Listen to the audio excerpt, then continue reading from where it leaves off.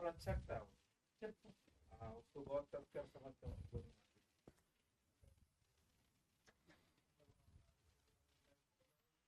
दुनिया में नहीं हो रहा है, अपने देश में हो रहा है। नमस्ते मेरे भाई, गुड मॉर्निंग। कैसे हैं आप सभी लोग बच्चों? कैसा महसूस कर रहे हैं आप? Advance wish you happy teachers day sir, and Careerwill team is special for me from Karnataka, Ajmer. Thank you Ajmer भाई। सर मेरा 17.5 में सेटसल की तैयारी करता हूं। मेरा नाम 2024 में क्लियर हुआ है। मैं लाइव क्लास अटेंड नहीं करता, मैं रिकॉर्डेड वीडियो अटेंड करता हूं। ठीक है विष्णु कुमार जी, बढ़िया। लाइव देखिए, रिकॉर्डेड देखिए, पर देखिए, ठीक है ना, पूरा पढ़िए। क्योंकि मैं आपको क्लास में ऐसा पढ़ा रहा हूं कि केवल क्लास का कंटेंट देख लो, आपको अलग से नहीं पढ़ना कुछ भी। उसके बाद आप सीधा मॉक टेस्ट लगाओ, बीच का सारा प्रोसेस खत्म है लंबा वाला। चलिए तो शुरू करते हैं बेटा। प्रॉफिट लॉस की तीसरी और आखिरी शीट, सवाल नंबर 21 से। तो आज की क्लास का मैं यहां पे टाइप नंबर 1 शुरू करने वाला हूं, और ये बहुत ही फेमस टाइप है, सक्सेसिव बेस्ड सवाल है। A minor sells a diamond to trader at a profit of 40%। सवाल में बोला है एक माइनर है, एक जो है खनिक व्यापारी है, माइनर जो है वो डायमंड बेचता है ट्रेडर को 40% प्रॉफिट पे। तो माइनर ने एक डायमंड बेचा 40% प्रॉफिट पे, किसको? ट्रेडर को बेचा। माइनर ने ट्रेडर को बेचा डायमंड, यानी कि जो खदान से डायमंड निकालते हैं उसे बोलते हैं माइनर, खनिक हो गया मेरे दोस्तों से। फिर उसने व्यापारी को बेच दो 40% लाभ पर। व्यापारी 25% प्रॉफिट पर ग्राहक को बेचता है। फिर ये जो ट्रेडर है आगे 25% प्रॉफिट पर मेरे दोस्तों इसको किसको बेचता है? कस्टमर को बेचता है। कस्टमर को बेचता है मेरे दोस्तों। आप बोलोगे हाँ जी सर, बिल्कुल से। यदि ग्राहक ने इस हीरे को खरीदने के लिए 56 लाख रुपए का पेमेंट किया, यदि कस्टमर ने इस हीरे को खरीदने के लिए 56 लाख रुपए पे किए, 56 लाख रुपए, तो सवाल में बोला गया है what had it cost the minor. Minor के लिए हीरे का कॉस्ट कितना था, डायमंड का कॉस्ट कितना था। माइनर ने बेचा ट्रेडर को, ट्रेडर ने बेचा कस्टमर को। माइनर ने 40% प्रॉफिट कमाया, ट्रेडर ने 25% प्रॉफिट कमाया। आपको फाइनल वैल्यू दी है, इनिशियल वैल्यू दी है। क्या मैं आपको परसेंटेज में ऐसे सवाल नहीं करवा चुका? ठीक है, डाटा बहुत आसान है, रेशियो से भी हो जाएगा, फॉर्मूला से भी हो जाएगा। भाई माइनर ने कितना प्रॉफिट कमाया? 40%। 40% की फ्रैक्शन वैल्यू 2/5, 2/5। इसका मतलब हुआ कि 5 का समान 7 में, 2/5 का प्रॉफिट है, 5 का समान 7 में। फिर ट्रेडर ने बेचा मेरे दोस्तों कस्टमर को, कितना प्रॉफिट में? 25% प्रॉफिट में। 25% की फ्रैक्शन वैल्यू 1/4, 1/4। 1/4 प्रॉफिट मतलब 4 का समान 5 में।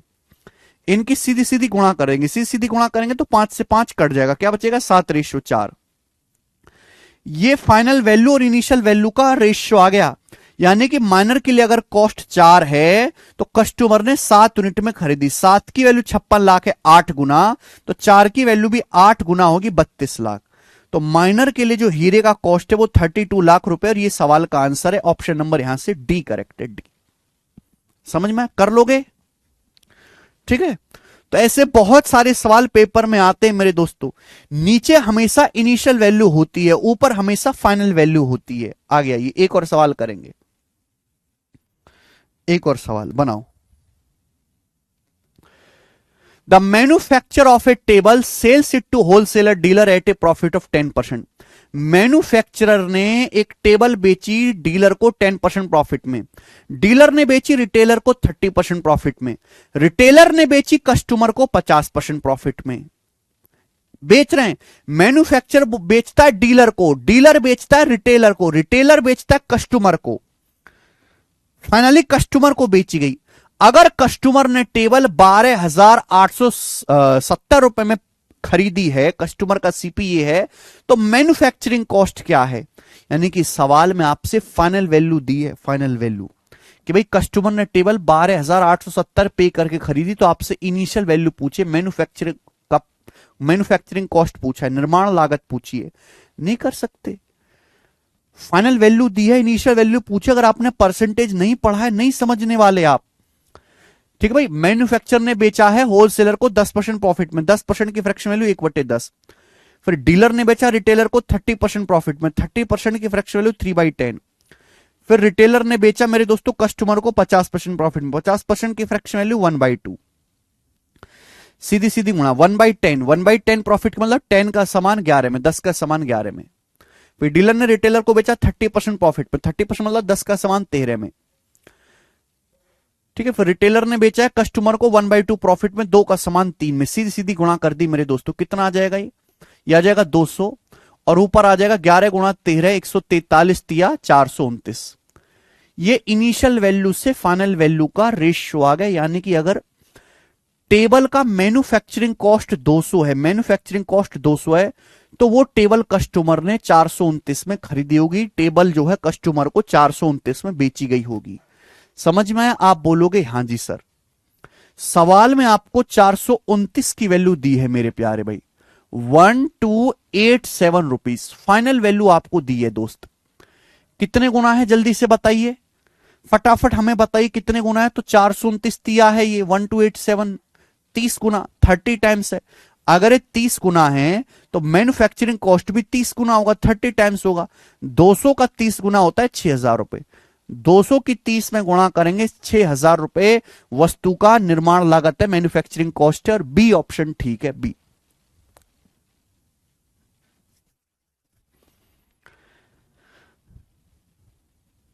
ठीक है मेरे भाइयों, तो ऐसे बहुत सारे सवाल पेपर में बनते हैं। ये बताओ जल्दी से, ये बताओ इस सवाल का क्या आंसर है, फटाफट करना है, फटाफट। सवाल सीआईएसएफ हेड कांस्टेबल के पेपर में आया है, सीआईएसएफ हेड कांस्टेबल के पेपर में क्वेश्चन आया है, हेड कांस्टेबल के एग्जाम में। बनाइए। Swastik sells an article to Vijay at 10% profit. Vijay sells the same article to Arvind for 5197.5 rupee there by making a profit of 5%. How much did Swastik buy it for? Swastik ने कितने में खरीदा? बहुत बड़े सवाल। देखिए, एक बंदा है स्वास्तिक, स्वास्तिक ने एक वस्तु विजय को बेची, स्वास्तिक ने वस्तु विजय को बेची 10% के प्रॉफिट पर, विजय को बेची 10% के प्रॉफिट पर। फिर विजय ने मेरे दोस्तों ये 5% प्रॉफिट कमा के बेची अरविंद को, विजय ने 5% प्रॉफिट कमा के बेची है अरविंद को। कितने में बेची है अरविंद को? तो विजय ने वस्तु बेची है 5% प्रॉफिट कमा के अरविंद को, कितने रुपए में? 5197.5 रुपए में बेची है, 5197.50 रुपीज में बेची है। तो स्वास्तिक ने कितने रुपए में खरीदा होगा, यानी कि स्वास्तिक का सीपी आपसे पूछा है भाई। सीमित तो सवाल है, बस लिखने का तरीका अलग है। स्वास्तिक ने बेची विजय को 10% प्रॉफिट पे, फिर विजय ने अरविंद को बेची 5% प्रॉफिट पे, कितने रुपए में? 5157.5 रुपए में।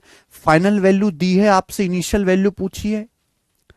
क्या आप इस सवाल नहीं कर सकते? आप इस सवाल को ऑप्शन से भी कर सकते हैं, डाटा ऑप्शन से भी कर सकते हो, अप्रोक्स कैलकुलेशन करके, और सॉल्व भी कर सकते हो। दोनों रास्ते आपके पास हैं।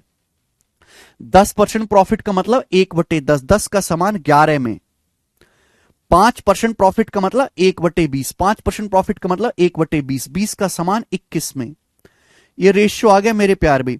और आपको यहां से जो है फाइनल वैल्यू दी है 5197.5 रुपए। ये आप बोलोगे हां जी सर बिल्कुल सही है। ये बताओ कितने गुना हो रहा है, मल्टीप्लाई कितने गुना हो रहा है 11 से? तो 11 चौक 44, कितना बच जाएगा? 7 है भाई। 11 7 77, 2 11 दूनी 22, 11 पंजे 55, हो गया।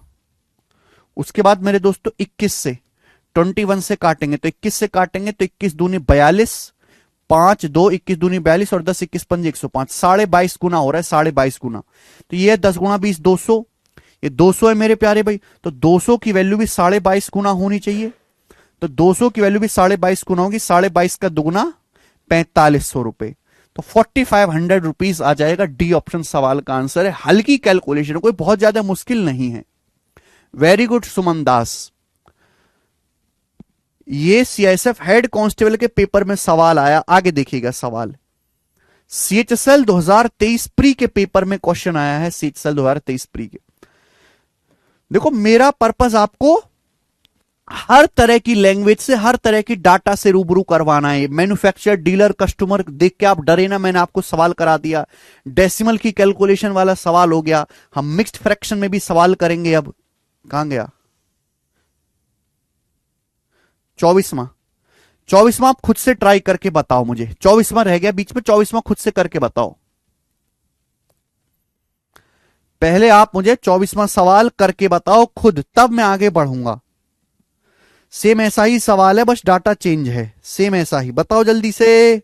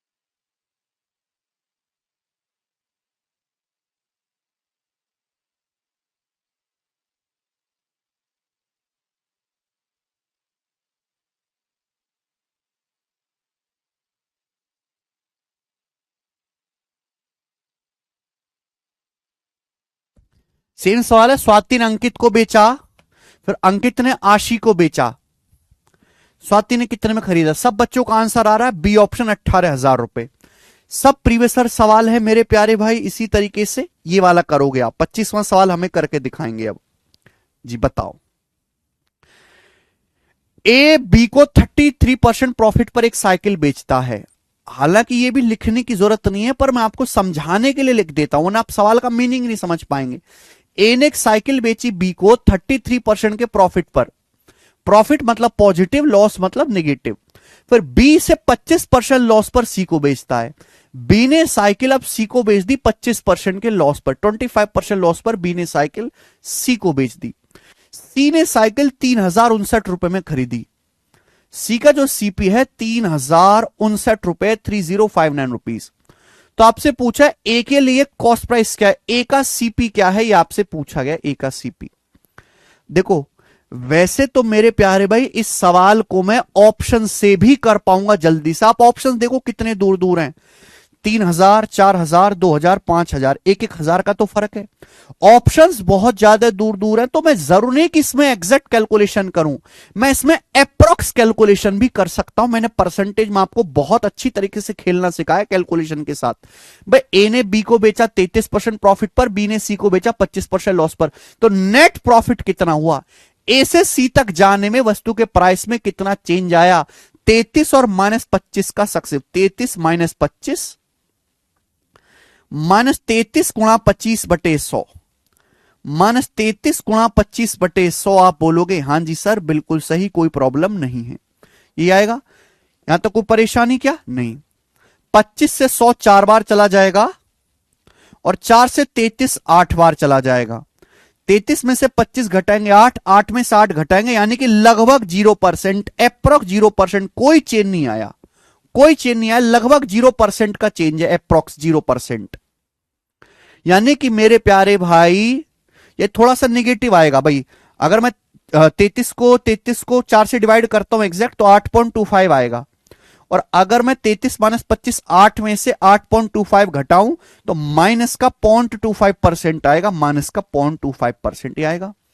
यानी कि भाई मैं ये कह सकता हूं कि ए से सी तक जाने में वस्तु का जो प्राइस है, ए से सी तक जाने में 0.25% कम हो गया, 0.25% कम हो गया।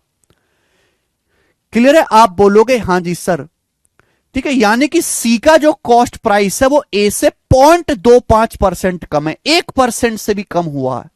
यानी कि आंसर 3,059 से हल्का सा बड़ा होगा भाई। 0.25% कम करने के बाद 3059 आ रहा है, तो ए का सीपी 3059 से बहुत हल्का सा बड़ा होगा। 3059 से हल्का सा बड़ा एक ही आंसर है, 3066 सही 2/3, और ये आंसर आ गया ए ऑप्शन। मैंने अप्रोक्स कैलकुलेशन करी, एग्जैक्ट करी ही नहीं।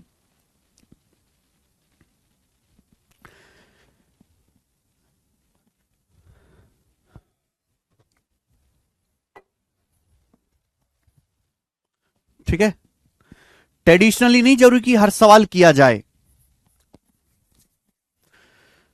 रेशियो से भी अप्रोक्स कर सकते हैं आप लोग। आगे आइए, एक और सवाल देखिए मेरे प्यारे भाई जल्दी से।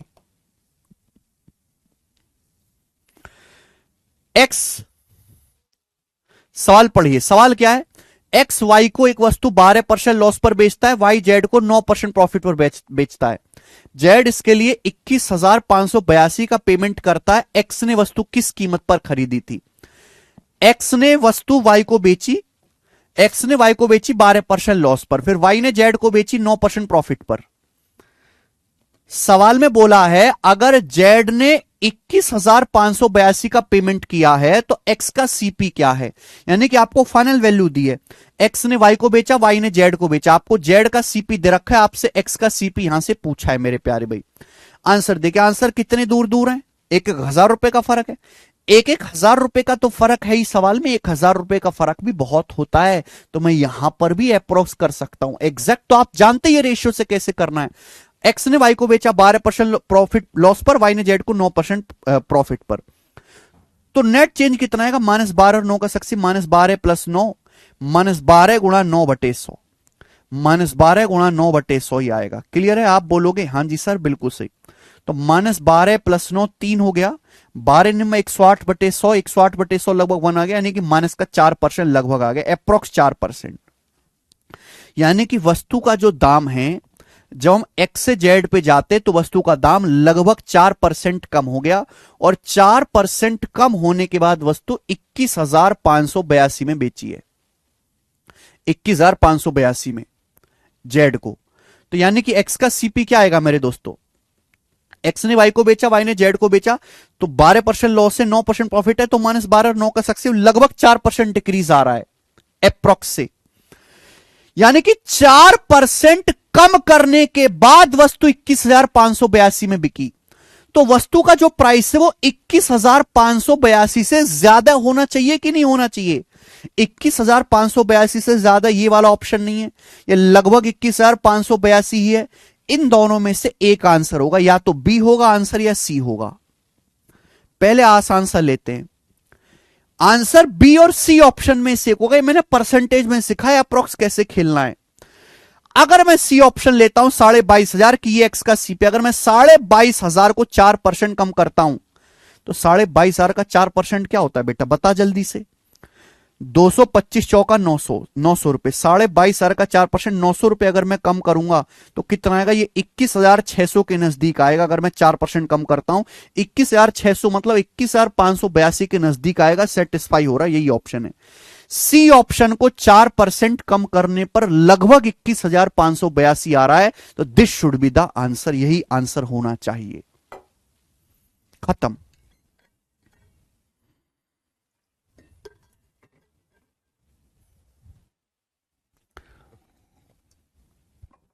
तो मैंने सॉल्व नहीं किया, मैंने ऑप्शन की मजबूरियों का फायदा उठाया कि सी ऑप्शन को 4% कम करने पर लगभग 21,600 21,582 के नजदीक आ रहा है, तो this should be the correct answer. ऐसे होते बेटे पेपर में सवाल जल्दी से। ठीक है, सवाल नंबर 27 करके दिखाइए भैया हमें, सवाल नंबर 27 करके दिखाओ जल्दी से।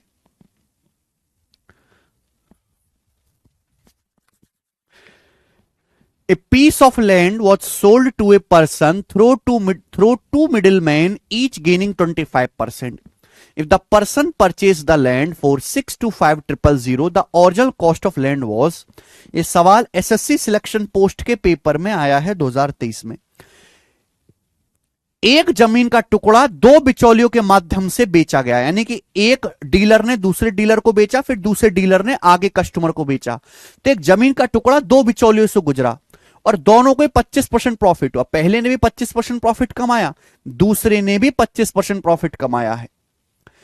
सवाल में बोला है कि भाई एक आदमी ने अगर वो जमीन 6,25,000 में खरीदी थी तो जमीन का ओरिजिनल प्राइस क्या था। इस सवाल का डाटा आसान है, मुझे यहां पे ऐसी कोई जरूरत नहीं पड़ेगी अप्रोक्स की, मैं पूरी कैलकुलेशन कर सकता हूं। भाई 25% कितना होता है, 1/4। 25% कितना होता है, 1/4। अगर आपने 25% प्रॉफिट कमाया है तो इसका मतलब हो गया 1/4, यानी कि अगर जमीन की कीमत 4 है तो 4 से 5 हो जाएगी। 4 से 5 जमीन की कीमत अगर 4 है बेटे तो 4 से 5 हो जाएगी। लेकिन दो बिचौलियों के माध्यम से हुआ है तो 5/4 की दो बार गुणा करेंगे। दो बार गुणा करने का मतलब स्क्वायर। 25%, 25% दो बार बढ़ाना है, दो बार बढ़ाना है तो पावर दो, दो बार गुणा होगी। तीन बार इंक्रीज करना है तो पावर तीन, तीन बार गुणा होगी। सिंपल हो गया। तो 5/4 का स्क्वायर कितना आ जाएगा मेरे प्यारे भाई, यानी कि 16 और 5 का स्क्वायर 25। यानी कि अगर ओरिजिनल टुकड़े का प्राइस 16 था तो अब जमीन की कीमत जो है 25 होगी। सवाल में 25 की वैल्यू हुई 6,25,000 रुपए दी हुई है। बताओ कितने गुना, तो आप कहोगे सर ये आ जाएगा 25,000 गुना, 25,000 टाइम्स है। 25,000 टाइम 25 गुणा 25, 625 होता है। तो जमीन के ओरिजिनल टुकड़े की कीमत भी 16 का 25,000 गुना होगी। 16 गुणा 25 400 होता है। 400 गुणा 1000 यानी कि 4 लाख रुपए जमीन की ओरिजिनल कीमत है। Second option 4 lakh. क्या डाउट है खुशी शुक्ला?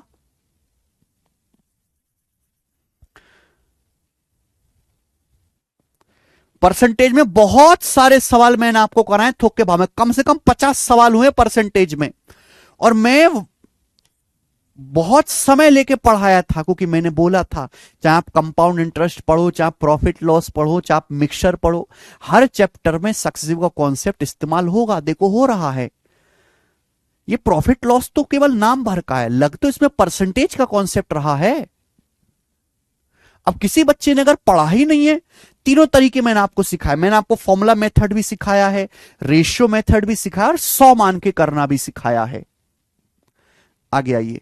ऐसे ही सवाल नंबर 2022 मींस सवाल नंबर 28 है मींस 2022 का, इसको खुद से ट्राई करिएगा। सेम टू सेम क्वेश्चन है, सेम टू सेम, खुद से ट्राई करिएगा इसको। आगे आइए। सवाल नंबर है 29 आपके सामने, बताओ जल्दी से 29वां कौन करेगा। ये सवाल सीएचएसएल 2021 के पेपर में आया था, बनाइए जल्दी से।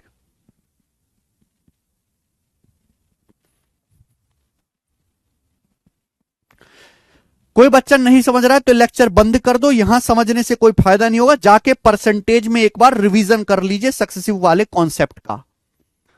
सनी कुमार शाह।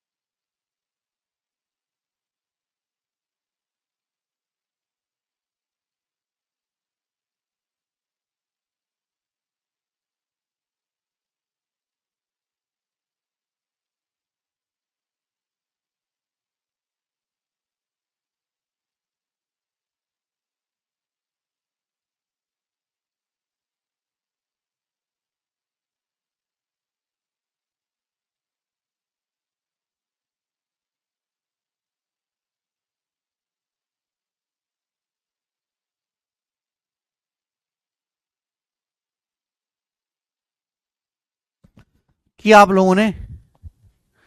साल 2021 के पेपर का सवाल ध्यान सुन लीजिए। आप कहोगे सर ऐसा सवाल तो आपने करवा दिया, फिर आप ऐसा एक और क्यों करवा रहे हो? आगे बढ़िए। मुझे ये सवाल तो आप कर चुके, लेकिन असली खेल है इस सवाल की कैलकुलेशन।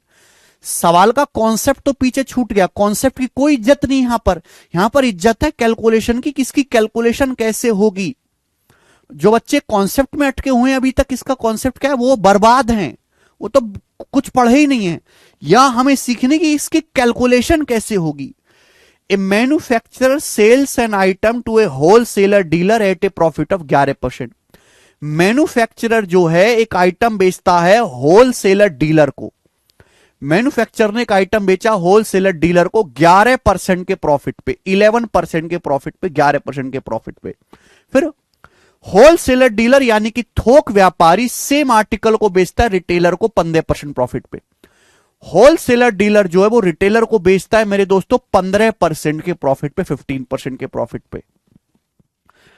फिर हम ये कह सकते हैं कि रिटेलर बेचता है कस्टमर को 19% के प्रॉफिट पे। रिटेलर बेचता है, फिर रिटेलर बेचता है कस्टमर को 19% के प्रॉफिट पे, 19% के प्रॉफिट पे। और रिटेलर ने कस्टमर को बेचा है 17,045 रुपए में, 17,045 रुपीज में। तो आपसे पूछा the cost price of manufacture is, manufacture का कॉस्ट प्राइस क्या है। यानी कि सवाल में आपको फाइनल वैल्यू दी है और आपसे इनिशियल वैल्यू पूछी है, और इस सवाल के जो आंसर है वो एग्जैक्ट नहीं है, अप्रोक्स है। कंसीडर इंटीग्रल पार्ट ओनली, यानी कि आपको अप्रोक्स जो है मेरे दोस्तों इंटीजर में आंसर बताना है, दशमलव में आएगा, आपको कल इंटीग्रल वैल्यू बतानी है। तो ऐसा तो है कि नहीं कि आप यहां पे यूनिट डिजिटल सम लगा लोगे। अगर आप इस सवाल को देखो, अगर आप इस सवाल को रेशियो से करोगे, रेशियो से, तो सवाल बहुत ज्यादा कैलकुलेटिव और लेंदी हो जाएगा। क्यों? आप यहां पे इस सवाल की परसेंटेज देखिए, 11%, 15%, 19%। इनकी फ्रैक्शन बहुत बुरी बुरी बनेगी, बनेगी कि नहीं? 11, 15, 19 की फ्रैक्शन कितनी घटिया बनेगी। जब इनकी फ्रैक्शन बहुत गंदी गंदी बनेगी तो मेरे दोस्तों रेशियो की कैलकुलेशन मुश्किल हो जाएगी। इसलिए मेरे प्यारे भाई, इसलिए यहां पे हम रेशियो नहीं लगाएंगे। फिर हम देखते हैं इस सवाल के ऑप्शन। इस सवाल के ऑप्शंस काफी दूर दूर हैं, 1,000 रुपए का तो फर्क है ये ऑप्शंस में, और ये जानबूझ से एग्जामिनर ने फर्क रखा है। यानी कि इस सवाल को मैं अप्रोक्स कैलकुलेट करूंगा, लगभग कैलकुलेट करूंगा, लगभग। समझ में आया? आप मुझे बताओ, मैन्युफैक्चरर ने बेचा होलसेलर डीलर को 11% प्रॉफिट में, फिर डीलर ने बेचा रिटेलर को 15% प्रॉफिट में, फिर रिटेलर ने बेचा कस्टमर को 19% प्रॉफिट में। तो आपका नेट प्रॉफिट कितना हुआ? नेट प्रॉफिट कितना हुआ? 11, 15 और 19 का सक्सेसिव क्या होगा? इन तीनों का सक्सेसिव क्या होगा? 11, 15 और 19 का सक्सेसिव क्या होगा, ये बताओ आप हमें। 11, 15, 19 का सक्सेसिव क्या होगा? देखो, मैं एक आपको ऐसा तरीका सिखा दे रहा हूं जो आपकी बहुत हेल्प करेगा, बहुत मदद करेगा जल्दी कैलकुलेशन करवाने में। ध्यान सुनेगा बेटा। बेटे मैं आपसे पूछता हूं, जरा ये बताओ, 10 और 10% का सक्सेसिव क्या होता है? 10 और 10 का सक्सेसिव निकालें। अगर मैं किसी संख्या को 10% बढ़ाऊं फिर 10% बढ़ाऊं तो उस संख्या में नेट चेंज कितना आएगा? 10 और 10 का सक्सेसिव क्या आएगा बेटा? जल्दी से बताओ, नेट चेंज कितना आएगा? नेट चेंज जल्दी से बताओ। अगर मैं किसी संख्या को 10% फिर 10% बढ़ाता हूं तो संख्या में नेट चेंज कितना आएगा? संख्या कुल कितने परसेंट बढ़ जाएगी? तो ये होता है 10 10 का सक्सेसिव, 10 प्लस 10 प्लस 10 गुणा 10/100, 10 प्लस 10 प्लस 10 गुणा 10/100। 100 से 100 कट जाएगा एक बार, तो 10 10 20 1 21, 21%, 21% आ जाएगा आंसर, 21% आ जाएगा। मैं आपसे पूछूं मेरे प्यारे भी, अगर मैं किसी संख्या को 11% और 9% बढ़ाता हूं, 11 और 9 बढ़ाता हूं, तो बताओ उस संख्या में नेट चेंज कितना आएगा? 11 और 9 बढ़ाता हूं तो नेट चेंज कितना आएगा? जल्दी बताओ। तो 11 और 9 का सक्सेसिव क्या आएगा? 11 प्लस 9 प्लस 11 गुणा 9/100, 11 गुणा 9/100 कितना आएगा? 11 9 20 और 99/100 20.99, 20.99%, 20.99% ये आएगा। बोलो, आप बोलोगे आंसर ये आएगा 20.99%। अब मैं आपसे पूछने लगूं कि जरा ये बताओ कि 13% और 7% का सक्सेसिव कितना आएगा? 13% एंड 7% को अगर हम किसी संख्या को 13 और फिर 7% बढ़ाते हैं तो उसमें नेट चेंज कितना आएगा? 13 7 का सक्सेसिव कितना आएगा? तो 13 प्लस 7 प्लस 13 गुणा 7/100 फॉर्मूला है। तो 13 प्लस 7 20 और 13 7 91/100 0.91%। ये आएगा बेटा 13 7 का सक्सेसिव फॉर्मूला से। फॉर्मूला मैं आपको पढ़ा चुका हूं, पढ़ना पड़ेगा। आपने एक चीज गौर करी, यहां पे सम फिक्स है बेटा, 10 और 10 का सम फिक्स है 20, 11 9 का सम फिक्स है 20, 13 7 का सम फिक्स है 20, योग बराबर है। मैंने ऐसा डाटा लिया है कि योग उनका बराबर है, योग बराबर है बेटा 10 10 20, 11 9 20, 13 7 20, योग बराबर है। अगर यहां पे योग बराबर है तो नेट चेंज भी लगभग बराबर सा ही आ रहा है भाई। 21% लगभग बराबर होता है 20.99, 20.99 और 20.91 में फर्क ही कितना, इन तीनों में फर्क ही कितना, कोई भी फर्क नहीं है, ये तो लगभग बराबर से ही है। यानी कि एक रिजल्ट ये मुझे पता चला ऑब्जर्वेशन से कि अगर सम फिक्स है, सम फिक्स है परसेंटेज, इसका सम फिक्स है 13 7 20, 11 9 20, 10 10 20, तो नेट चेंज लगभग इक्वल आता है, नेट चेंज लगभग इक्वल आता है मेरे प्यारे भाई। बात सुनिए आपने, हम बहुत जगह इस्तेमाल कर सकते हैं, कंपाउंड इंटरेस्ट में भी इस्तेमाल कर सकते हैं, बड़े बड़े कैलकुलेटिव सवालों में, कि अगर मेरे दोस्तों सम फिक्स है 13 7 20, 11 9 20 10, तो नेट चेंज लगभग इक्वल आता है, लगभग। ऑब्जर्व किया आपने, ये आपने ऑब्जर्व किया? आप बोलोगे हाँ जी सर ये तो हमने आज तक सोचा नहीं, 21 के बराबर ही 20.99 है, 20.91 लगभग बराबर सा ही है।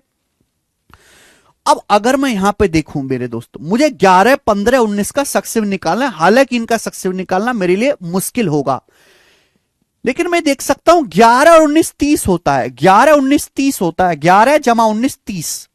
तो क्या मैं 30 11 और 19 30 को ऐसे नहीं लिख सकता, 11 19 30 और 15 15 30 ऐसे नहीं लिख सकता, 11 19 30 15 15 30, 15 15 30। आप बोलोगे हाँ जी सर बहुत बढ़िया, ये आ गया मजा।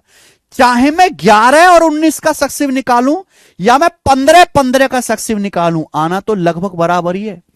या तो मैं 11 15 का 11 19 का सक्सेसिव निकालूं या मैं 15 15 का सक्सेसिव निकालूं, आना बराबर ही, क्योंकि 11 19 भी 30 होता है, 15 15 भी 30 होता है। यानी कि इन तीनों, अगर मैं 15 15 15 का सक्सेसिव भी निकाल लेता हूं, अगर मैं 15 15 और 15 का सक्सेसिव भी निकाल लेता हूं, तो वो भी 11 15 19 के बराबर ही आएगा। ये बात मैं एक सेकंड में सोच लेता मेरे प्यारे भाई। क्या 15 15 15 का सक्सेसिव नहीं निकाल सकते बेटा? क्या आप नहीं निकाल सकते? मैंने क्या सिखाया पहले मेरे दोस्तों, तीनों को जोड़ो, 15 15 15 45, तीनों को जोड़ो, फिर 2 2 की गुणा करो, 2 2 की गुणा, 15 15 225, 15 15 225, 15 15 225, 225 दिया 675, 675/100 6.75। फिर मेरे दोस्तों तीनों की गुणा करो, तीनों की गुणा करके बटे 10,000 से भाग दूंगा, ये भी कोई छोटी सी वैल्यू आएगी। यानी कि लगभग कितना आएगा, ये लगभग कितना आएगा बेटा, लगभग कितना आएगा? तो 45 से 51.75, 51.75 यानी कि लगभग 52% आएगा, अप्रोक्स 52%, लगभग 52% के आसपास आएगा, ये लगभग 52% के आसपास। 45 से 51.75 को लगभग 52% लिख सकते हैं, 52% से हल्का सा बड़ा। तीन संख्याओं का सक्सेसिव निकालना है, पहले तीनों को जोड़ो, फिर ये नहीं बेटा 5 5 5 का होता है 15, ये 15 15 15 का सक्सेसिव लगभग 52% आएगा, 52%। ठीक है, तो यानी कि मैंने बहुत जल्दी इन तीनों का सक्सेसिव निकाल लिया 52%। आपसे पूछा है मैन्युफैक्चरर का सीपी बताओ, मैन्युफैक्चरर का सीपी देखिए, मैन्युफैक्चरर का सीपी आपको बताना है। यानी कि पहले मैन्युफैक्चरर ने डीलर को बेचा, डीलर ने रिटेलर को, रिटेलर ने कस्टमर को, 11 15 19 का प्रॉफिट हुआ सक्सेसिवली। तो 11 15 19 का जो सक्सेसिव आया वो लगभग 52% आया है, अप्रोक्स 52% आया है। 52% बढ़ाने के बाद, 52% बढ़ाने के बाद 17,045 रुपए में बेची जाती है, 17,045 रुपए में वस्तु बेची जाती है कस्टमर को 52% बढ़ाने के बाद। मैन्युफैक्चरर का सीपी क्या होगा, यही सवाल है। तो मुझे ऑप्शन से देखना होगा कि आंसर ऐसा ऑप्शन आना चाहिए जिसको 52% बढ़ाने पर 17,000 आता हो, आंसर ऐसा ऑप्शन आना चाहिए जिसको 52 या 52% या लगभग 50% बढ़ाने पर 17,000 आता हो। अगर आप 13,000 को 50% भी बढ़ाओगे, यानी कि आधा भी बढ़ाओगे, 13,000 का आधा, तो भी 20,000 के आसपास हो जाएगा, गड़बड़। अगर आप 15,000 का 50% भी बढ़ाओगे आधा, तो भी 20,000 से ज्यादा हो जाएगा, गड़बड़ मेरे दोस्तों। अगर आप 10,220 का 50% भी बढ़ाओगे आधा, यानी कि 5,000 होगा, 10,200 का आधा भी लगभग 5,000 होगा, तो ये 15,000 ही आएगा, ये भी गड़बड़ है। यानी कि 3 ऑप्शन गलत है, तो चौथा ऑप्शन सही होगा। अगर मैं चौथे ऑप्शन को लगभग 52% बढ़ाता हूं, 52% मतलब मेरे दोस्तों 50% से हल्का सा ज्यादा बढ़ाना है। 11,220 का आधा क्या आएगा, 11,220 का 52% क्या आएगा, 52 ना समझ के 50% समझो, 50% होता है आधा। 11,000 का आधा कितना होता है मेरे दोस्तों, 11,000 का आधा आ जाएगा, ये 5600 के आसपास आ जाएगा, और मैं इसमें जब 5600 जोड़ूंगा तो मैं 17,000 के नजदीक पहुंचूंगा। तो this should be answer, this should be answer मेरे प्यारे भाई, ये मेरा आंसर होना चाहिए, डी ऑप्शन, खत्म।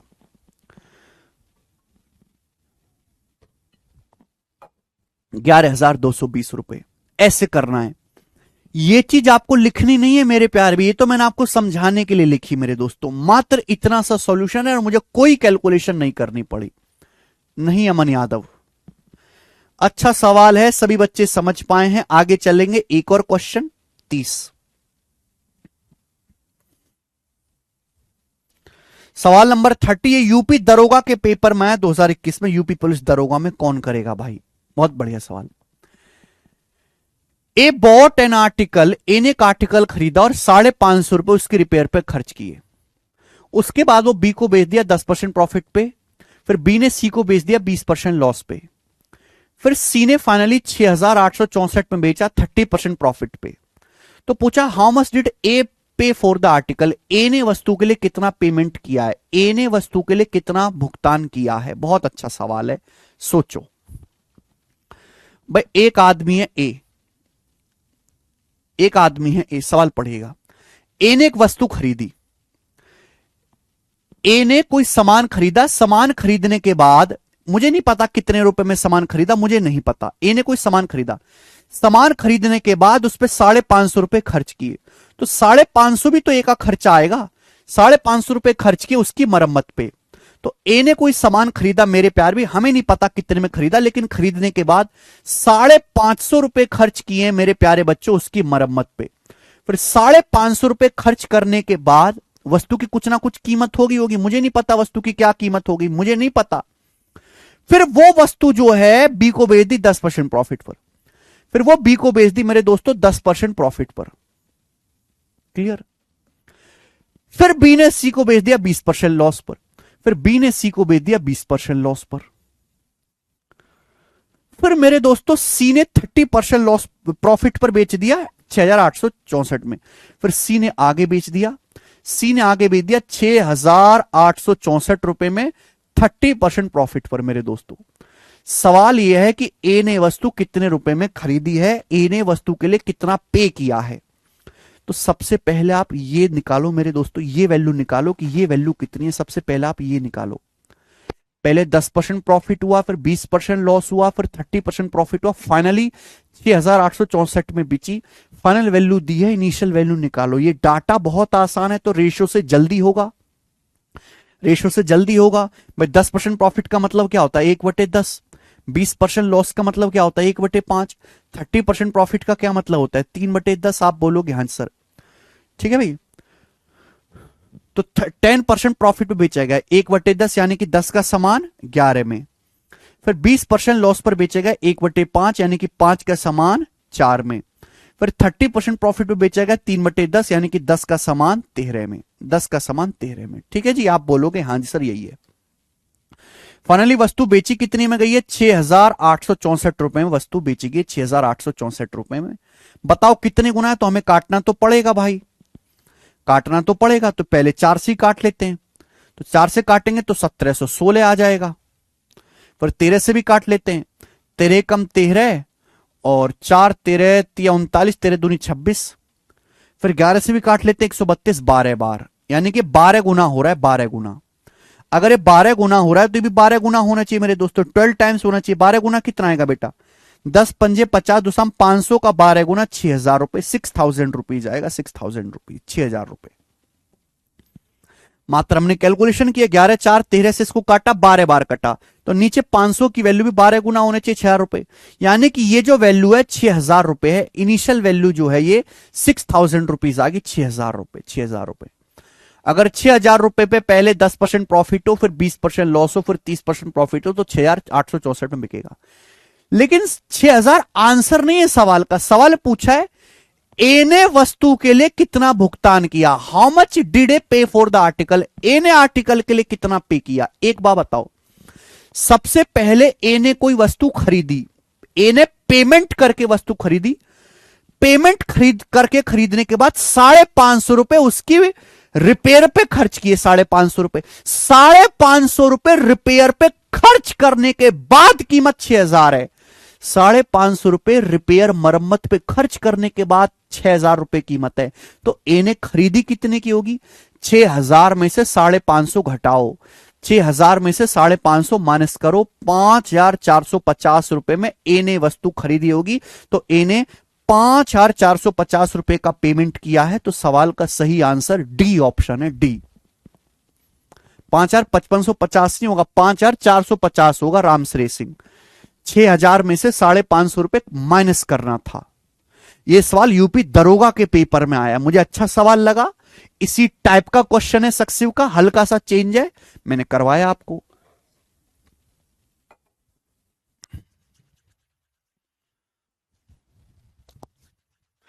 तो देखिए, आप अगर कोई और भी पेपर देते हैं, आप बिहार टीचर का पेपर दें, यूपी दरोगा का पेपर दें, उनमें कोई अलग सवाल नहीं आते, ऐसे ही सवाल आते हैं बेटा। अरविंद कुमार जी ने 5 सेकंड में कर दिया था, वेरी गुड अरविंद कुमार। मैं फास्ट नहीं हूं यादव सरस्वती जी, आप ज्यादा स्लो हैं, जरूरत से ज्यादा। ठीक है, ओके, समझ में आया? आप बोलोगे हाँ सर समझ में। अगला सवाल करेंगे 31वां, बताओ बेटा 31वां अगला सवाल। इसी टाइप नहीं चेंज कर रहा भाई मैं, टाइप सेम है अभी, बनाओ। बड़ी समस्या है यार, मौसम ऐसा, एसी चलाओ तो ठंड लगती है, बंद करो तो गर्मी लगती है। हाँ जी करिए।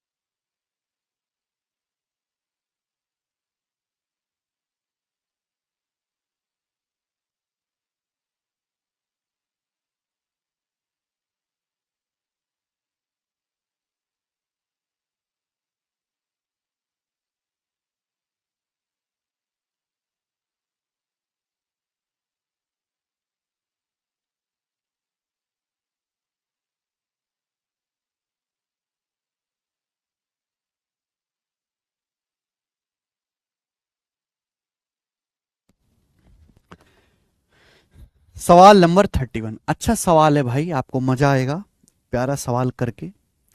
मोहन 1,70,000 रुपए की पूंजी के साथ एक बिजनेस शुरू करता है। मोहन ने एक बिजनेस शुरू किया 1,70,000 रुपए इन्वेस्ट करके। पहले साल के दौरान उसे 4% लॉस होता है। पहले साल में 4% लॉस हो गया। अब पहले साल में 4% लॉस हो गया, तो अब जो उसके पास पैसा बचा, अब जो उसके पास इन्वेस्टमेंट बची, जो शेष निवेश है, मैं कहता हूं कि जब भी रिमेनिंग शब्द आता है तो आप तुरंत समझ जाइए कि सक्सेसिव का सवाल है।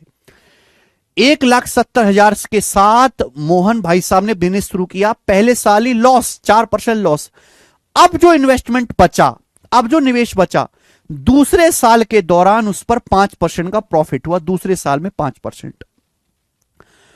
अब मेरे प्यारे भाई ध्यान सुनिएगा, तीसरे साल के दौरान अब जो उसके पास इन्वेस्टमेंट है, अब जो उसके पास इन्वेस्टमेंट है, अब जो उसके पास नई पूंजी है, उस पर 25% का प्रॉफिट कमाता है। 3 साल के एंड में उसका कुल लाभ ज्ञात करें। सवाल में पूछा 3 साल में कुल लाभ कितना हुआ, तो ये सक्सेसिव है मेरे प्यारे भाई, ये सक्सेसिव हो रहा है लगातार।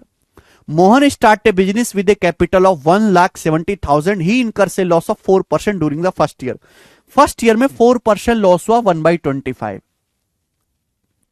Next, but he makes a profit of 5% during the second year on his remaining investment. Remaining investment पे सेकेंड ईयर में 5% प्रॉफिट कमाया, 1/20। Finally he makes a profit of 25% on his new capital during the third year. Third year में उसने अपनी जो investment है, जो नई कैपिटल है, उसमें 25% प्रॉफिट कमाया। टोटल प्रॉफिट बताओ, तो दिस इज सक्सेसिव हो रहा है। कर दीजिए सीधी सीधी गुणा, डाटा बहुत आसान है। पहले साल 4% लॉस है, 1/25, इसका मतलब 25 इन्वेस्ट किया था तो 24 रह गया, 25 से 24 रह गया। दूसरे साल 5% प्रॉफिट हुआ, 1/20, यानी कि 20 का इन्वेस्टमेंट 21 हो गया। तीसरे साल मेरे दोस्तों 25% प्रॉफिट हुआ, 1/4, यानी कि 4 का मेरे दोस्तों 5 हो गया, 4 से 5 हो गया।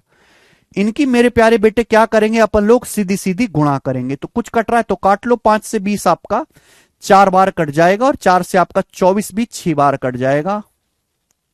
2 तिया 6 और 2 दूनी 4 ही आ जाएगा मेरे दोस्तों, ठीक है ना। और तो कुछ कटेगा नहीं, तो नीचे हो गया 25 दूनी 50 और ऊपर हो गया जी 21 तिया 63। 50 और ऊपर हो गया जी 63, 63। क्लियर, किसी को कोई परेशानी इसमें नहीं, इसमें कोई भी परेशानी नहीं है। 4 6 24, 5 चौक 20, 2 तिया 6, 2 दूनी 4, 50 और 63। यानी कि इसका मतलब ये, अगर आपने 50 इन्वेस्ट करे थे, अगर आपने बिजनेस में 50 इन्वेस्ट किए थे, इनिशियल आपने 50 इन्वेस्ट किए थे, तो 3 साल के बाद ऐसे, इस हिसाब से बिजनेस करने के बाद 3 साल बाद आपने ऐसे ऐसे बिजनेस किया, आपके पास 63 यूनिट हो गए। अगर आपने 50 इन्वेस्ट किया था स्टार्टिंग में, तो आपका पैसा 63 हो गया। 50 से 63 हो गया, तो आपको प्रॉफिट कितना हुआ, 13 का। आपको तो प्रॉफिट निकालना है ना भाई। बिजनेस में आपने 50 यूनिट इन्वेस्ट किया, 3 साल बाद वो 63 हो गया, तो 63 में से 50 घटे, 13 यूनिट का प्रॉफिट हुआ। प्रॉफिट ही पूछा, 13 से कटने वाला नंबर, 13 तिया 39, 5 13 चौका 52, 13 से कटता है, और कोई 13 से नहीं कटेगा। यही आंसर हो गया, 44200। खत्म, सॉल्व। अगर मुझे पूरा सॉल्व करना है तो मैं वो भी कर सकता हूं, कोई बुराई नहीं है भाई। मोहन ने इनिशियल कितना पैसा इन्वेस्ट किया, 50, जबकि उसने इन्वेस्ट किया 1,70,000 रुपए, ये तो इन्वेस्ट किया है। बताओ कितने गुना है, तो आप कहोगे सर 5 तिया 15, 5 चौक 20, ये आ जाएगा आपका 3400 गुना। 3400 टाइम्स है 3400 गुना, 3400 गुना है सर ये। अगर ये 3400 गुना है तो प्रॉफिट हुआ 13 यूनिट। 13 की वैल्यू भी 3400 गुना होनी चाहिए, और 13 का 3400 गुना करूंगा तो 39,000 और आ जाएगा 5200। 39,000 में मेरे दोस्तों 5200 आप ऐड करेंगे तो मेरे दोस्तों 44,200 आ जाएगा। ऑप्शन नंबर ए करेक्ट है, बात खत्म। बढ़िया सवाल है, गजब का क्वेश्चन है, प्रीवियस सर पूछा हुआ। ठीक है, आप बोलोगे सर इतना बढ़िया और मजेदार मजेदार सवाल प्रीवियसर में पूछता है। अब यहां से मेरे दोस्तों मैं आपको 3 क्वेश्चन कराऊंगा, अब 3 क्वेश्चन कराऊंगा इस पे, फिर हम जो है टाइप बदलेंगे।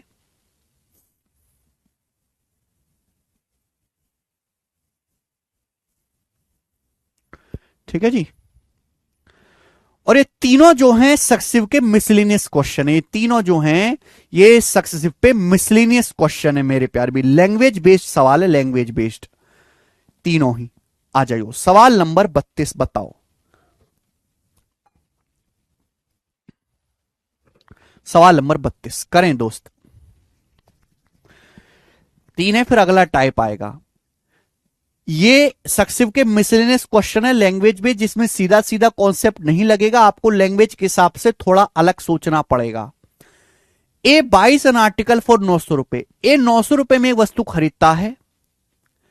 ए जो है वो 900 रुपए में एक वस्तु खरीदता है, ठीक है, और 25% प्रॉफिट पर बी को बेचता है। बी इसे सी को बेचता है, जो 10% लॉस पर 1350 में बेचता है। बी का प्रॉफिट परसेंटेज क्या होगा? मजेदार सवाल भाई। ए ने बी को बेचा, बी ने सी को बेचा और सी ने आगे बेचा।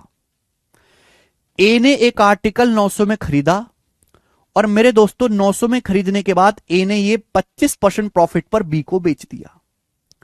25% प्रॉफिट पर मेरे दोस्तों ये ए ने क्या करा? बी को बेच दिया। बी को यहां तक की बात क्लियर है? आप बोलोगे हां जी सर एकदम क्लियर है। ए ने 900 रुपए में एक वस्तु खरीदी और 25% प्रॉफिट पर बी को बेच दिया। फिर बी ने मेरे दोस्तों ये आगे सी को बेच दिया। बी ने ये आगे सी को बेच दिया 10% लॉस पर। बी ने इसे सी को बेच दिया, सॉरी 10% लॉस पर नहीं, बी ने इसे सी को बेचा। ए ने बी को बेचा 25% प्रॉफिट पर, बी ने सी को बेचा, जो 10% लॉस पर 1350 में बेचता है। जो शब्द आया बताओ किसके लिए आया है? ये जो शब्द आया ये आएगा सी के लिए। सी के लिए आया। अगर मैं अंग्रेजी में पढ़ूं, A buys an article for 900 and sells it to B at a profit of 25%। B sells it to C, B sells it to C, who sells it for 1350 at a loss of 10%। ये जो who आता है nearest pronoun के लिए आता है, सी के लिए। बी ने आर्टिकल सी को बेचा और ये जो सी है इसने 10% के लॉस पर, ये जो सी इसने 10% के लॉस पर इस आर्टिकल को 1350 रुपए में बेच दिया। 1350 रुपए में बेच दिया मेरे प्यारे भाई। आपसे पूछा है बी का अप्रॉक्स प्रॉफिट परसेंटेज क्या है? बी का प्रॉफिट परसेंटेज आपसे पूछा है, तो भाई बी का प्रॉफिट परसेंटेज तो तभी पता चलेगा ना जब बी का सीपी पता हो, बी का एसपी पता हो, तभी तो पता चलेगा। आप बोलोगे हां जी सर। ए ने 900 का सामान बी को बेचा 25% प्रॉफिट पे। 900 का 25% कितना होता है बेटा? अगर 900 पे 25% प्रॉफिट होगा तो 900 का सामान 125% में बिकेगा मेरे प्यारे भाई। ठीक है बच्चों, परसेंटेज से 2 जीरो कट जाएगा। 9 गुणा 125 में, 9 गुणा 125 रुपए में बेचा है ए ने बी को सामान। आप बोलोगे हां जी सर। अरे ये बात समझ में आ रही है? ए ने वस्तु 900 में खरीदी, बी को बेची 25% लॉस पर, 25% प्रॉफिट पर। 100% पे 25% प्रॉफिट होगा तो कितने में बिकेगा? 125% में। परसेंटेज से 2 जीरो काट लेंगे। 9 गुणा 125 में बी ने खरीदी है, ये बी का सीपी आ गया। अब बी ने ये बेच दी सी को, सी ने ये 1350 में बेची 10% लॉस पर। देखो हर चीज अपने आप में 100% होती है। अगर 100% पे 10% का लॉस होगा तो सामान बिकेगा कितने में? 90% में। अगर 90% की वैल्यू 1350 रुपए है, कितने गुना? 15 गुना 15 में 135, तो 100% की वैल्यू भी 15 गुना होगी 1500 रुपए। 100% की वैल्यू भी 15 गुना होगी 1500 रुपए। यानी कि मेरे दोस्तों सी ने वस्तु बी से 1500 में खरीदी होगी। सी ने ये आर्टिकल बी से 1500 में खरीदा होगा। 1500 पे 10% का लॉस 150 होगा और 150 का लॉस करके 1350 में बेचा होगा। यानी कि बी का सीपी 9 गुणा 125 है। बी ने सामान सी को बेचा, जो सी का कॉस्ट प्राइस है वो बी के लिए सेलिंग प्राइस है। जो सी का बी ने सामान बेचा है सी को, तो सी ने जितने में खरीदा है बी ने उतने में बेचा है। जो सी का कॉस्ट प्राइस है वो बी का सेलिंग प्राइस है। यानी कि बी ने वस्तु इतने की खरीद के सी को इतने में बेच दी, तो बी का प्रॉफिट कितना हुआ? रेशियो ले लो। आपको बी का प्रॉफिट निकालना है बेटा। बी को कितने परसेंट का प्रॉफिट हुआ? रेशियो ले लीजिए मेरे प्यारे, रेशियो ले लीजिए, हो जाएगा भाई। बताओ किससे जा रहा है?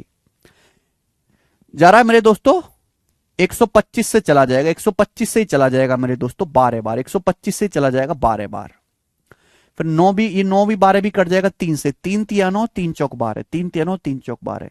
यानी कि अल्टीमेटली बी ने 3 का सामान 4 में बेचा, तो बी को प्रॉफिट कितना हुआ? 1/3। और 1/3 होता है अप्रोक्स 33.33%, लगभग 33.33% हुआ है। बहुत अच्छा सवाल। तो भाई ये है तो सक्सिव, बट यहां पे बहुत ट्विस्ट करके लैंग्वेज लिखी गई है। बहुत सीक्वेंस में पढ़ाया बेटा मैंने आपको ये टाइप, बहुत सीक्वेंस में। ऐसे मैं हर टाइप बहुत सीक्वेंस में पढ़ाता हूं। पहले मैंने इजी डाटा के सवाल लिए, इजी कैलकुलेशन के सवाल, ठीक है। फिर धीरे धीरे मैंने कैलकुलेशन का लेवल बढ़ाया। फिर उसके बाद जब कैलकुलेशन हर तरह के लैंग्वेज हो गया, मैं मिक्स यहां पे करवा रहा हूं, मिक्स सवाल।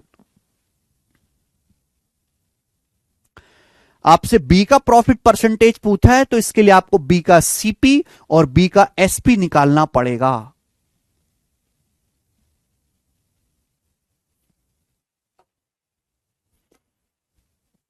आपको यहां पे कुछ भी दिया नहीं था, आपको कैलकुलेट करके निकालना पड़ा, ठीक है। आप बोलोगे सर मस्त ऑस्कर मिलेगा आपको। एक और सवाल करेंगे ऐसी ही मिसलेनियस लैंग्वेज पर जो आपके सामने आएगा 33 मेरे प्यारे बच्चों करके दिखाएंगे आप। 33 नंबर करिए बच्चों।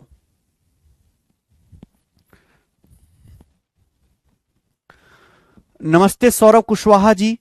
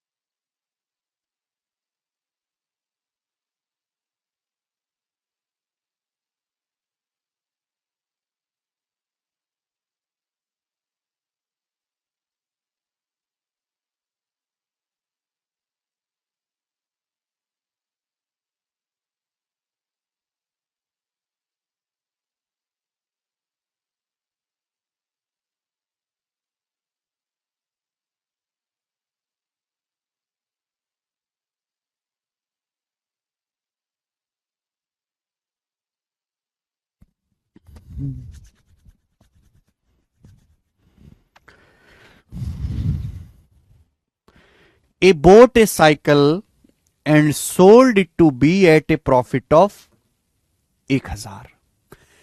ए ने एक साइकिल खरीदी और बी को 1000 के लाभ पर बेच दिया। ए ने एक साइकिल खरीदी और बी को बेच दिया 1000 रुपए के प्रॉफिट पर, यानी कि ए ने बी को 1000 रुपए ज्यादा में बेचा है। बी ने इसे सी को बेचा है 5% लॉस पर। बाद में बी ने इसे सी को बेचा है, मेरे प्यारे भाई यही कह रहा है ना, हाँ, बी ने इसे जो है सी को बेचा है 5% लॉस पर, 5% लॉस पर। आगे क्या कहा है, आगे सी ने डी को बेचा 10% प्रॉफिट पर, सी ने इसको बाद में डी को बेचा 10% प्रॉफिट पर। तो सक्सेस है, ए बी को बेच रहा है भाई, बी सी को बेच रहा है, सी आगे डी को बेच रहा है। सी डी को बेचता है 10% प्रॉफिट पर, कितने में, 10,450 रुपए में। 10,450 में। यहां तक सब नॉर्मल है भाई, एकदम नॉर्मल है। आगे यदि डी ने सीधे वहां से साइकिल खरीदी होती जहां से ए ने खरीदी थी, तो उसे कितनी राशि की बचत होती, ये सवाल है। अगर डी सीधा उसी दुकान से साइकिल खरीद के लाता जहां से ए खरीद के लाया है, तो डी कितने पैसे बचा लेता। If D had bought the cycle directly from where A had bought, then how much amount would he saved. देखो डी तो बेचारा दलालों के बीच से खरीद रहा है, ए बी को, बी सी को, सी डी को। डी को साइकिल पड़ी है 10,450 की, अभी डी ने साइकिल खरीदे 10,450 की। अगर डी डायरेक्ट ही उसी दुकान में चला जाता जहां से ए खरीद के ला रहा है, तो डी को थोड़ा पैसा कम देना पड़ता, साइकिल सस्ती पड़ जाती। यही पूछा है डी को कितनी बचत होती। तो सबसे पहले आप ये निकालो, ये तो 1,000 रुपए है बेटा, ये परसेंटेज है, 5% लॉस 10% प्रॉफिट। तो आप पहले निकालो बी का सीपी क्या है, बी का सीपी क्या है, पहले बी का सीपी निकालो, ये निकालो बेटा। तो बी ने बेचा सी को 5% लॉस पर, 5% की फ्रैक्शन वैल्यू 1/20, 1/20 लॉस का मतलब 20 का समान 19 में। पर सी ने बेचा डी को 10% प्रॉफिट पर, 10% मतलब 1/10, 1/10 मतलब भाई 10 का समान 11 में। कुछ कटेगा तो है नहीं, तो 20 गुणा 10 200 हो गया, और 19 गुणा 11 209 हो गया, 209। ये इनिशियल फाइनल वैल्यू का रेशियो आ गया। यानी कि अगर बी का सीपी 200 है तो डी ने 209 में खरीदी। 209 की वैल्यू है यहां पर, 209 की वैल्यू ही 10,450 रुपए। बताओ कितने गुना। तो आप कह सकते हैं कि पूरा पूरा मेरे दोस्तों 5 गुना है। 209 पंजे 1000, 9 पंजे 45, 50 टाइम्स से 50 गुना। तो 200 की वैल्यू भी 50 गुना होगी मेरे प्यारे भाई, यानी कि आ जाएगा 10,000, 10,000। ये मैंने पता लगा लिया भाई। भाई बी ने सी को बेचा 5% लॉस पर, 1/20, 1/20 लॉस मतलब 20 का 19 में। फिर सी ने डी को बेचा 10% प्रॉफिट, यानी कि 1/10, 10 का समान 11 में। आपको फाइनल वैल्यू दी है 10,450 रुपए डी का सीपी, तो मैंने बी का सीपी यहां से निकाल लिया 10,000 रुपए। ठीक है ना बेटा, 10,000 रुपीज। मैंने केवल इसके आगे की कैलकुलेशन की है। अब आ जाइए, सवाल में पहली ही लाइन में बोला है कि ए ने साइकिल बी को बेची है 1,000 रुपए के प्रॉफिट में। ए को 1,000 रुपए का प्रॉफिट हुआ और बी को साइकिल 10,000 में बेची। तो ए ने साइकिल कितने में खरीदी होगी, 9,000 में। 9,000 पे 1,000 का प्रॉफिट होगा, तभी तो 10,000 में बिकेगी। 10,000 में से 1,000 घटा दीजिए, यानी कि ए का जो कॉस्ट प्राइस है 9,000 रुपए आ गया। ए का सीपी 9,000 रुपए आ गया, ये मैंने निकाल लिया। ए का सीपी 9,000 रुपए आ गया। ठीक है बच्चे, आप बोलोगे हाँ सर। यानी कि ए जिस दुकान से साइकिल खरीद के ला रहा है, ए जिस दुकान से साइकिल खरीद के ला रहा है, वहां ए को साइकिल 9,000 रुपए की पड़ रही है, 9,000 रुपए की। ए जिस जगह से, जिस दुकान से साइकिल खरीद के ला रहा है, वहां साइकिल मात्र 9,000 रुपए की मिल रही है। लेकिन डी ने साइकिल खरीदी है 10,450 की। तो सवाल में बोला है अगर डी सीधे वहीं से साइकिल खरीद लेता जहां से ए खरीद के ला रहा है, तो डी को कितना बचत होता। तो भाई 10,450 की बजाय अगर सीधा डी उसी दुकान में चला जाता जहां से ए खरीद के ला रहा है, तो 10,450 की साइकिल 9,000 में मिल जाती। 10,450 रुपए की साइकिल 9,000 में मिल जाती, 1,450 रुपए कम में मिल जाती। 1,450 रुपए कम में मिल जाती, घटाएंगे, यानी कि डी को 1,450 रुपए का फायदा हो जाता। आंसर सी ऑप्शन है, 1,450 रुपए का डी को फायदा होता। बहुत बढ़िया सवाल भाई, बहुत प्यारा क्वेश्चन।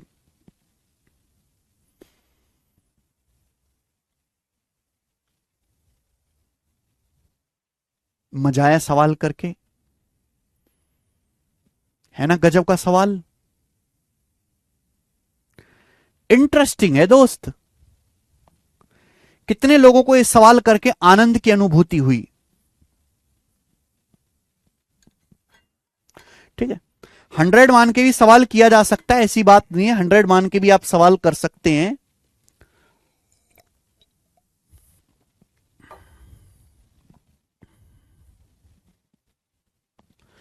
अच्छा सवाल है, आगे चलेंगे। अब लास्ट क्वेश्चन करेंगे बच्चों इस टाइप का, लास्ट क्वेश्चन, फिर मैं टाइप चेंज करूंगा। अब आप मुझे बताना, ये जो इस वैरायटी का लास्ट सवाल है, ऐसे प्रीवियसर में 3-4 क्वेश्चन हैं, प्रीवियसर में ऐसे 3-4 सवाल है, मैं आपको एक ही करवा रहा हूं, एक ही सवाल से मैं आपका कॉन्सेप्ट क्लियर कर दूंगा, एक ही सवाल से। यह है लेटेस्ट सीपीओ 2023 का क्वेश्चन। अब आप इस सवाल को पढ़ के पहले हमें यह समझाओ कि यह सवाल पिछले सवालों से अलग कैसे है, और ये इस टाइप का आखिरी सवाल है, बताइए।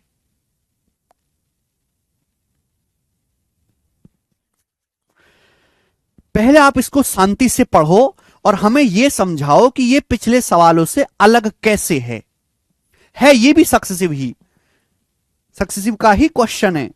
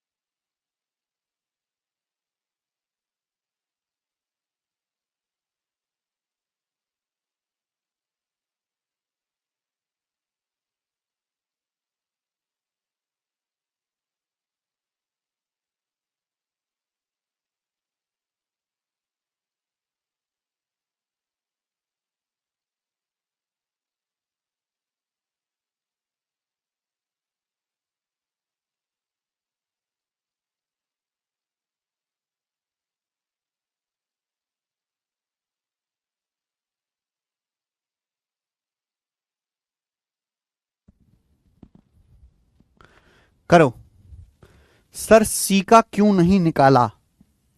रोहित कुमार कह रहे हैं सर सी का क्यों नहीं निकाला? सी की क्या जरूरत है बेटा? मुझे एक्चुअल में इस सवाल में जरूरत थी ए का सीपी निकालने की, और ए का सीपी, ए ने सामान बेचा है बी को, तो मैंने बी का निकाला। मैं सी की जरूरत क्या है? सी की कोई जरूरत ही नहीं, मुझे ए का निकालना था, लेकिन ए का डायरेक्ट नहीं निकलता, इसलिए पहले मैंने बी का निकाला। सोहित कुमार जी थोड़ा दिमाग लगाएं। देखो भाई ये सवाल देखिए, इस सवाल में आपको पिछले सवालों से थोड़ा अलग लगा होगा। एक वस्तु बी को 20% लाभ पर बेचता है। A sells an article to B at 20% profit, B sells it to C at 15% loss, B C को 15% लॉस पर बेचता है। आगे सी 25% प्रॉफिट पर डी को बेचता है, सी 25% प्रॉफिट पर डी को बेचता है। यदि ए और सी के प्रॉफिट का डिफरेंस 132 है, सवाल में बोला है ए और सी के प्रॉफिट का डिफरेंस 132 रुपीज है, ए और सी के प्रॉफिट का डिफरेंस। तो बी ने एक्स रुपए में वस्तु खरीदी है, बी ने एक्स रुपए में वस्तु खरीदी है, यानी कि बी का सीपी अगर एक्स है, B bought an article for X, what is the value of X, B का सीपी आपको बताना है। देखो भाई मेरे दोस्त, ए ने आर्टिकल बी को बेचा, ए ने आर्टिकल बी को बेचा, बी ने आर्टिकल सी को बेचा, और सी ने आर्टिकल फिर आखिर में जाके डी को बेचा। इस सवाल में परेशानी क्या है कि जो मुझे डाटा दिया है ना, वो ए और सी के प्रॉफिट का डिफरेंस दिया है। अगर हम यहां पर रेशियो मेथड इस्तेमाल करते तो रेशियो के साथ समस्या, और अच्छी बात क्या है कि रेशियो हमेशा इनिशियल वैल्यू और फाइनल वैल्यू का रेशियो देता है ना। बीच की जो कैलकुलेशन होती है उसको रेशियो खत्म कर देता है, बीच की कैलकुलेशन को। ये तो रेशियो की सबसे अच्छी बात है। रेशियो में हमेशा इनिशियल वैल्यू और फाइनल वैल्यू का रेशियो आता है। बट हेयर प्रॉब्लम क्या है कि हमें ए का प्रॉफिट भी चाहिए, हमें सी का प्रॉफिट भी चाहिए। तो हमें बीच के डाटा को कनेक्ट करना है, बीच की इंफॉर्मेशन की जरूरत है। हमें हर एक इंफॉर्मेशन की जरूरत है कि ए का प्रॉफिट कितना है, बी का कितना है, सी का कितना है, सब कुछ हमें चाहिए। जब हमें सब कुछ चाहिए तो हमें इस सवाल को डिटेल में करना होगा, और डिटेल में हम इस सवाल को करेंगे 100 मानकर, 100 मानकर ऐसा सवाल मुझे करना पड़ेगा, क्योंकि रेशियो से तो बात नहीं बनेगी, रेशियो से केवल इनिशियल फाइनल वैल्यू आता है। आप बोलोगे जी बात समझ गए, लेकिन हो सकता है 100 मान के आपकी कैलकुलेशन बढ़ जाए, 100 मान के कैलकुलेशन मुश्किल हो जाती है। तो कैलकुलेशन भी कम करने का मैं आपको तरीका बताता हूं। मैंने आपको सिखाया है कि जब भी सक्सीव होता है तो हम जो फ्रैक्शन होते हैं उनके डिनोमिनेटर का एलसीएम नहीं लेते, मल्टीपल लेते हैं। ए ने बी को बेचा 20% प्रॉफिट पर, 20% की फ्रैक्शन वैल्यू 1/5। बी ने बेचा सी को 15% लॉस पर, 15% की फ्रैक्शन वैल्यू 3/20। सी ने बेचा डी को 25% प्रॉफिट पर, 25% की फ्रैक्शन वैल्यू 1/4। तो मेरे दोस्तों यहां बटे 5 है, यहां बटे 20 है, यहां बटे 4 है। तो इन सब की मल्टीप्लाई कर लो, मल्टीप्लाई कर लो, एलसीएम मत लो, मल्टीप्लाई। मुझे बटे 5 भी करना है, बटे 20 भी करना है, मुझे बटे 4 भी करना है। इन सब की मल्टीप्लाई क्या आएगा? 20 पंजे 100 चौका 400, 20 पंजे 100 चौका 400, 400। तो ये मान लीजिए कि माना ए का सीपी 400 है। 100 मानोगे तो कैलकुलेशन ज्यादा होगी, 400 मानने से कभी कैलकुलेशन मुश्किल होगी ही नहीं। 400 मानिए। जब भी सक्सीव होता है या रिमेनिंग शब्द आता है तो मैंने आपको बताया कि जो फ्रैक्शन है वो एलसीएम मत मानो, मुश्किल होता है, हमेशा मल्टीपल मानो, उनके बीच मल्टीप्लाई कर दो, 20, 5 और 4 की। कितना आ गया? 400। अगर ए का सीपी 400 है तो ए ने बी को बेचा 20% लाभ पर, तो 400 का 20% कितना होता है? 100। 400 का 20% कितना होता है मेरे दोस्तों? 80। ए ने बी को बेचा 20% प्रॉफिट पर, 400 का 20% 80, यानी कि बी ने आर्टिकल कितने में खरीदा? 480 में। ए ने बी को आर्टिकल 480 में बेचा। फिर बी ने सी को बेचा 15% लॉस पर, बी ने सी को बेचा 15% लॉस पर। तो 480 का 15% कितना है? 3/20। 480 का 15% आएगा जी 3/20, यानी कि 24 बार जाएगा 72, 72। तो 480 में से 72 घटाएंगे तो कितना आएगा? 408, 408। यानी कि सी ने मेरे प्यार भी 408 में खरीदा, सी का सीपी 408 है। फिर सी ने डी को बेचा 25% प्रॉफिट पर, सी ने डी को बेचा 25% प्रॉफिट पर। तो सी ने डी को बेचा 25% प्रॉफिट पर, तो 408 का 25% कितना आएगा? 408 का 25% आएगा 1/4। 408 का 1/4 होता है 102। 408 का 1/4 होता है 102, यानी कि सी ने डी को बेचा 102 के प्रॉफिट पर, 102 के प्रॉफिट पर। बोलो बात समझ में आ गई? आप बोलोगे हाँ सर बात समझ में आ गई। ये ऐसा तरीका है, मुझे सब कुछ दिखाई दे रहा है, मुझे ए बी सी का सीपी पता है, मुझे हर एक बंदे का प्रॉफिट पता है। सवाल में जो दिया है भाई, सी ने 408 में खरीदा, सी ने डी को बेचा 25% प्रॉफिट पर, तो 408 का 25% 102 होता है ना। 4 से 408 102 बार कट जाएगा ना। सवाल में दिया है ए और सी के प्रॉफिट का डिफरेंस 132 रुपए। ए का प्रॉफिट है 80, सी का प्रॉफिट है 102। इनका डिफरेंस कितना है भाई मेरे? जल्दी बताओ। ए का प्रॉफिट 80 है, ए को 80 का प्रॉफिट हुआ, सी का प्रॉफिट है 102। ए और सी के प्रॉफिट का डिफरेंस क्या है? 80 और 102 का डिफरेंस आ जाएगा बेटा 22। ये ए और सी के प्रॉफिट का डिफरेंस है, जबकि ए और सी के प्रॉफिट का डिफरेंस कितना? 132 रुपए। तो 22 की वैल्यू 132 रुपए, 6 गुना, 22 छिक्के 132, 6 गुना। ए और सी के प्रॉफिट का डिफरेंस है 6 गुना, 6 टाइम्स है। तो पूछा है बी ने वस्तु एक्स में खरीदी, बी का सीपी क्या है? तो बी का सीपी पूछा 480, 480 की वैल्यू भी 6 गुना होगी, यानी कि 2400 और 480 2880 रुपए। तो बी का जो सीपी है वो 2880 रुपए, और ये सवाल का आंसर होगा मेरे दोस्तों यहां से डी ऑप्शन करेक्ट है, 2880।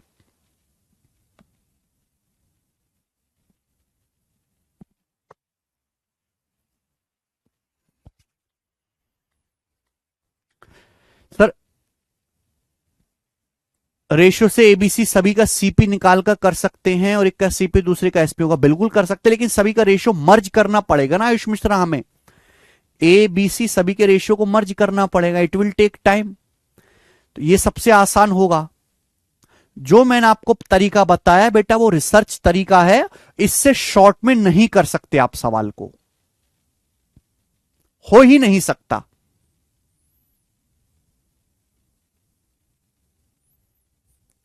रोहित सेन कह रहे हैं सर आज बहुत दिन बाद क्लास में लाइव आया हूं, वरना मैं हमेशा रिकॉर्डेड क्लास लेता हूं 2.5x पर, जिससे कम टाइम में ज्यादा कंटेंट पढ़ लेता हूं। रोहित सेन फिर ये जो हमारी क्लास होती है 1.25 से 1.5 घंटे की, आप एक लेक्चर कितनी देर में देख लेते हो रोहित सेन? इसी के साथ ये टाइप खत्म होता है, ठीक है ना।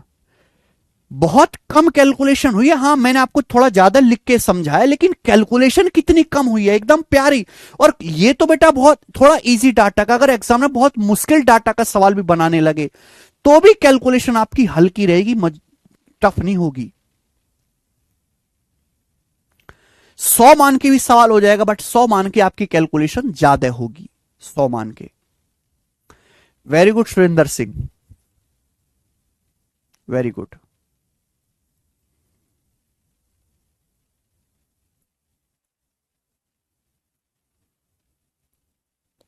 अच्छा रोहित सेन,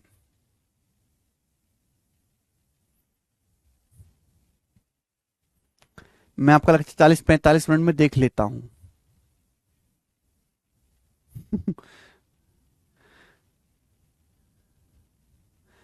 हाँ एएलपी में भी ऐसा मैथ आता है भाई, ठीक है। चलो इसी के साथ एक टाइप समाप्त होता है। तो मैं आपसे पूछना चाहूंगा कि बच्चों इस टाइप के सवाल आप पेपर में कर ही लोगे, ठीक है ना, इस टाइप के क्वेश्चन सब आप पेपर में कर ही लोगे। तो अब मिलते हैं हम कल, आज की क्लास हम इतना ही छोड़ते हैं। कुछ बच्चे यूपीएससी सीडीएस का जो पेपर हुआ उसका सॉल्यूशन मांग रहे थे, केशव वीडियो अपलोड होगी क्या? हाँ सीडीएस वाली है?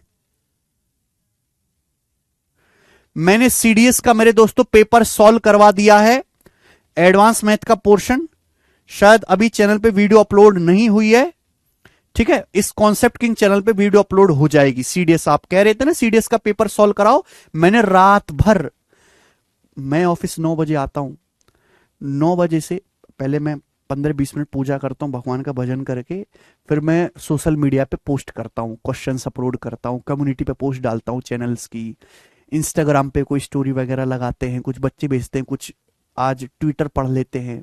फिर 11 बजे आपकी क्लास होती है, फिर मैं 1 घंटे आपका कंटेंट देख लेता हूँ, ठीक है, कि भाई क्या पढ़ाना है, और शीट तैयार कर लेता हूँ, शीट अपडेट कर लेता हूँ। फिर मैं आपकी 1.25 घंटे क्लास लेता हूँ। फिर उसके बाद जो है दोपहर का जो समय है, दोपहर के समय में जो शाम की 2 क्लासेस होनी है मैं उसका कंटेंट बनाता हूँ। यूट्यूब की जो क्लास होती है मैं उसका कंटेंट बनाता हूँ। कोई अगर मुद्दा चल रहा है ना, कोई मोटिवेशन वाली बात है, कोई करंट में टॉपिक चल रहा है तो हम उसको पढ़ के उस पर शॉर्ट्स बनाते हैं।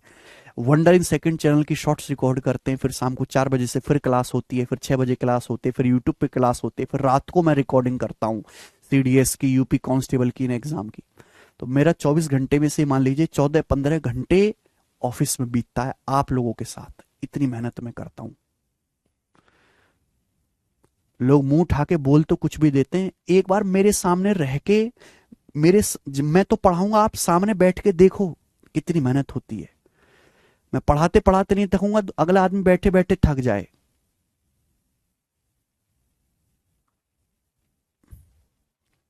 ठीक है, हमारा काम बोलता है और हमारा नाम बोलता है,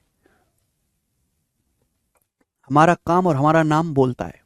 कितने आए कितने गए, हम जिंदा थे, जिंदा हैं और जिंदा हैं, सबसे टॉप पे रहे थे, हैं और रहेंगे, कोई कुछ भी कर ले।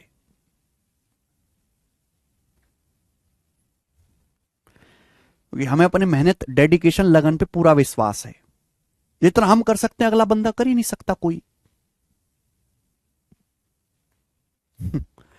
ठीक है, लोग 15-15, 20-20 साल से पढ़ा रहे हैं, कुछ नहीं हुआ, और हमने वो चीज 2-3 साल में करके दिखाई है।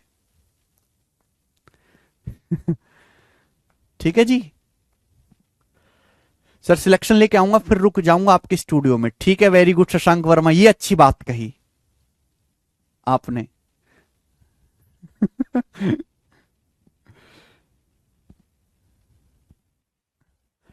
ओके, अब हमारी मुलाकात कल होगी मेरे प्यारे भाई। आज इतना ही छोड़ते हैं, कल मिलेंगे इसी टाइम। बाय। अच्छा सुरेंद्र सिंह, इंटर हुआ है। अच्छा, इतने सारे कॉन्सेप्ट मैं आपको डेली डिलीवर करता हूं।